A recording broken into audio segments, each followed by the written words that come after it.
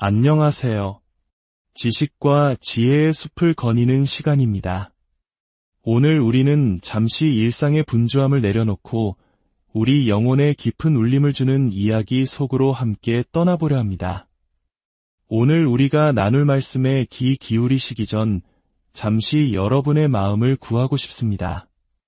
만약 이 이야기가 여러분의 마음에 작은 위로와 평안을 준다면 구독과 좋아요를 통해 저희와 동행해 주십시오.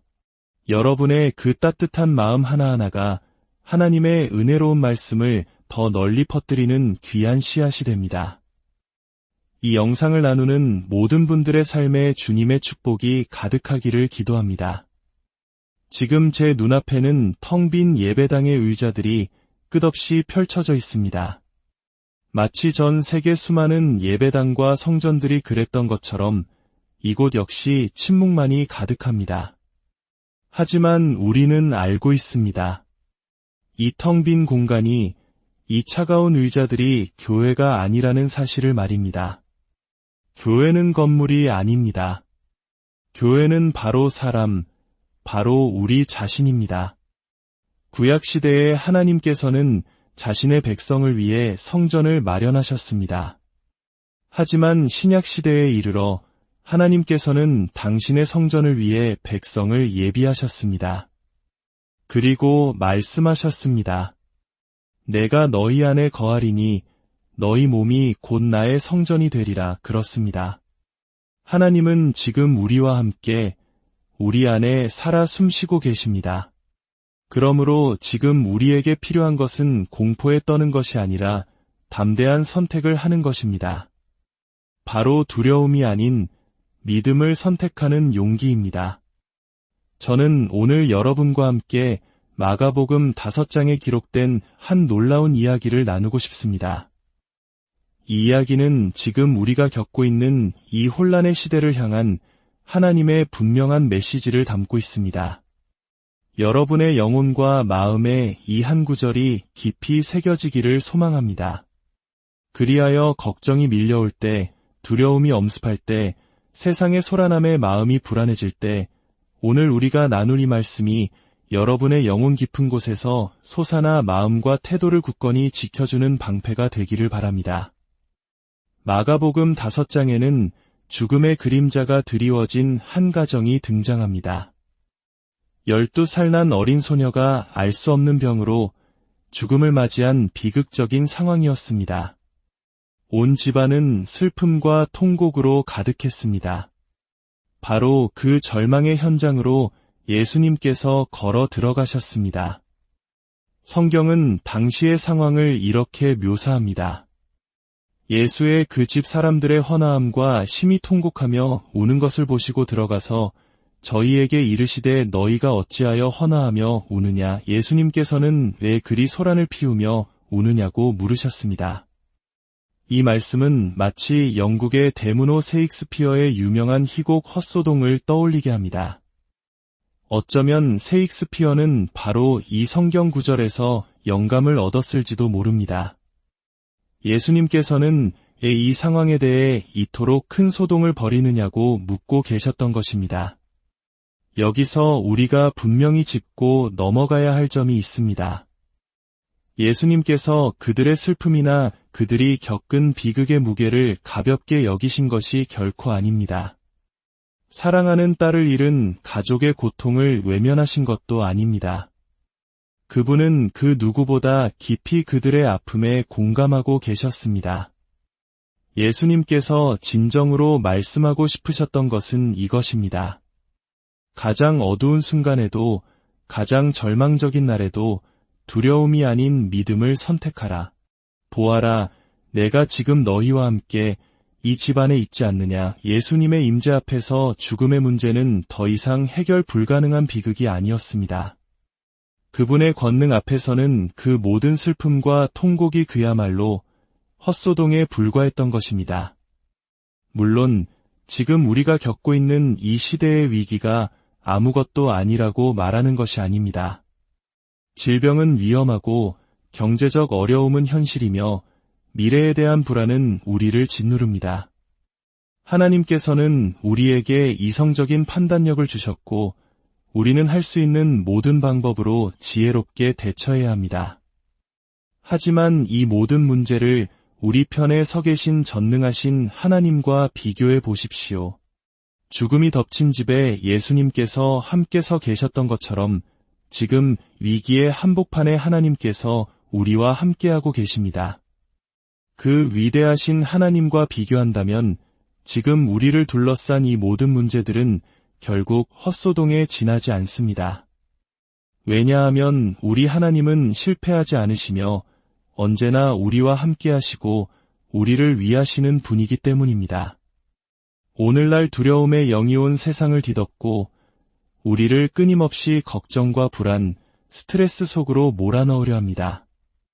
마치 모든 것이 끝난 것처럼, 더 이상 희망이 없는 것처럼 우리를 속삭입니다. 하지만 그렇지 않습니다. 하나님의 축복은 끝나지 않았습니다. 여러분 개인의 삶도, 여러분의 가정도, 결혼 생활도 아직 끝나지 않았습니다. 하나님의 말씀을 굳게 붙잡는 법을 배워야 합니다. 두려움과 걱정이 파도처럼 밀려올 때 예수님의 그 말씀이 여러분 안에서 솟아오르게 하십시오.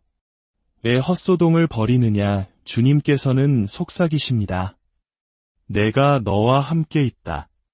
나는 너의 집 주소를 알고 너의 모든 것을 안다. 나는 결코 너를 잊지 않았으며 너를 떠나지 않을 것이다. 어떤 일이 닥쳐오든 우리의 첫 번째 반응은 두려움을 이기는 믿음이어야 합니다.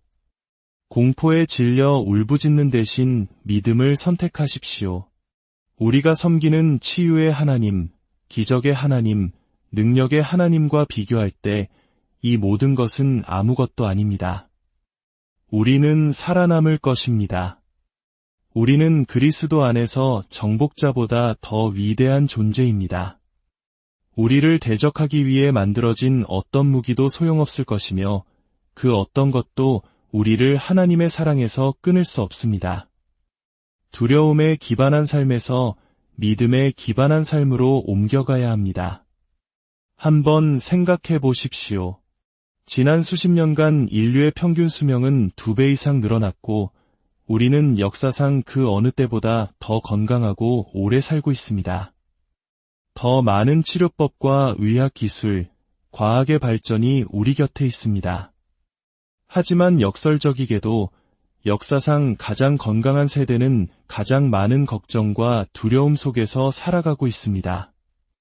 저는 두려워해서는 안 된다고 말하는 것이 아닙니다. 다만 우리의 시간이 하나님의 손에 있으며 생사와 화복의 열쇠를 그분께서 쥐고 계심을 기억할 때 우리는 헛된 소동을 벌이지 않을 수 있다는 것을 말씀드리는 것입니다. 사탄은 패배했고 죽음조차 패배했습니다. 예수님께서 친히 사망의 열쇠를 쥐고 계시기 때문입니다. 텔레비전을 켤 때마다, 인터넷 뉴스를 볼 때마다 우리는 두려움과 믿음 사이에서 선택해야 할 것입니다. 그때마다 여러분의 영혼 속에서 이 말씀이 울려 퍼지게 하십시오. 헛소동일 뿐이다. 하나님이 나와 함께 계신다. 하나님은 나를 위하신다. 하나님이 내 안에 계시며 나의 가정을 지키시고 축복하신다. 나는 그분을 신뢰할 수 있다. 민수기에 나오는 10명의 정탐꾼처럼 두려움이라는 바이러스에 감염되지 마십시오. 그들은 거대한 문제 앞에서 절망했지만 여호수아와 갈렙, 단 2사람만은 믿음의 눈으로 바라보며 우리는 능히 이길 수 있다고 외쳤습니다. 그들은 두려움이 아닌 믿음의 백신을 맞았던 것입니다. 지금 우리에게 필요한 것이 바로 이 믿음의 백신입니다. 주 예수 그리스도의 이름과 십자가의 능력을 믿는 믿음, 어린 양의 피가 우리의 가정과 마음을 덮을 때 모든 재앙이 넘어갈 것을 믿는 믿음입니다. 과학자들은 걱정을 유발하는 특정 유전자를 발견했다고 합니다. 어떤 사람들은 유전적으로 다른 사람들보다 더 걱정을 많이 하는 경향이 있다는 것입니다. 어쩌면 여러분 중에도 나는 왜 이렇게 걱정이 많을까 하고 자책하는 분이 계실지 모릅니다. 하지만 기억하십시오.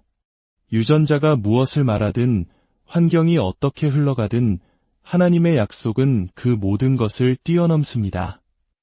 내가 너와 함께하리라. 내가 너를 버리지도 떠나지도 아니하리라. 두려움은 우리를 취약하게 만듭니다. 그리고 그 취약함은 종종 우리를 세 가지 위험한 상태로 이끌어갑니다. 첫째, 현실 부정입니다. 문제를 마주할 용기가 없어 아예 없는 척 외면해버리는 것입니다. 믿음은 현실 부정이 아닙니다. 우리는 문제를 정면으로 마주해야 합니다. 하지만 우리의 시선은 문제에 고정되는 것이 아니라 문제를 해결하실 하나님께 고정되어야 합니다. 둘째, 미루는 습관입니다. 두려움 때문에 마땅히 해야 할 일, 마주해야 할 관계를 계속해서 뒤로 미룹니다. 셋째, 우유부단함입니다. 두려움은 우리를 결단의 골짜기에 가두어 아무것도 선택하지 못하게 만듭니다. 하나님께서 엘리야를 통해 물으셨던 것처럼 우리는 언제까지 두 가지 의견 사이에서 머뭇거릴 수 없습니다. 하나님께서 두려워하지 말라고 말씀하실 때 그것은 두려움이라는 감정 자체를 느끼지 말라는 뜻이 아닙니다. 그것은 내가 비록 두렵다 할지라도 나를 신뢰하라는 사랑의 초대입니다. 사랑하는 여러분, 우리를 둘러싼 상황이 아무리 거대해 보일지라도 우리 편에 서 계신 하나님과 비교하면 그것은 헛소동에 불과합니다. 먼저 믿음을 붙잡으십시오. 두려움이 아니라 믿음이 먼저입니다. 문제를 직시하고 믿음으로 싸우십시오. 하나님께서 함께 하실 것입니다. 지금 이 시간은 어쩌면 하나님께서 우리를 잠시 멈추게 하시는 거룩한 멈춤의 시간일지도 모릅니다. 역대하 20장에서 여호사밧 왕은 감당할 수 없는 적군 앞에서 하늘을 우러러 이렇게 기도했습니다. 하나님, 우리는 무엇을 해야 할지 알지 못하나이다. 오직 주만 바라보나이다. 하나님께서는 지금 우리에게 말씀하고 계십니다. 세상을 향하던 너의 눈을 들어 이제 나를 바라보아라. 우리의 하나님은 바이러스보다 크시며 경제 위기보다 크시며 우리의 모든 문제보다 더 크신 분입니다. 회복과 부활은 우리의 무릎 위에서 겸손히 그분의 이름을 부르며 기도할 때 시작될 것입니다. 이제 말씀을 마무리하며 여러분을 위해 기도하고 싶습니다. 뉴스를 볼 때마다 여러 가지 어려운 소식을 접할 때마다 지혜롭게 대처하되 여러분의 영혼 깊은 곳에서는 이 작은 말씀이 살아 움직이기를 축복합니다. 이것은 헛소동에 불과하다. 나는 하나님을 신뢰한다. 하나님께서는 지금 위기의 한가운데서 우리가 그분을 의지하는 법을 가르치고 계십니다. 믿음이란 하나님께 온전히 의존하는 것입니다. 지금 계신 바로 그 자리에서 여러분의 가정에서 사무실에서 저와 함께 기도해 주십시오. 패닉을 찬양으로, 걱정을 경배로 바꾸십시오. 어떤 문제들은 너무나 커서 우리가 예배로 그것을 공격하지 않으면 그것이 걱정으로 우리를 공격해 올 것입니다.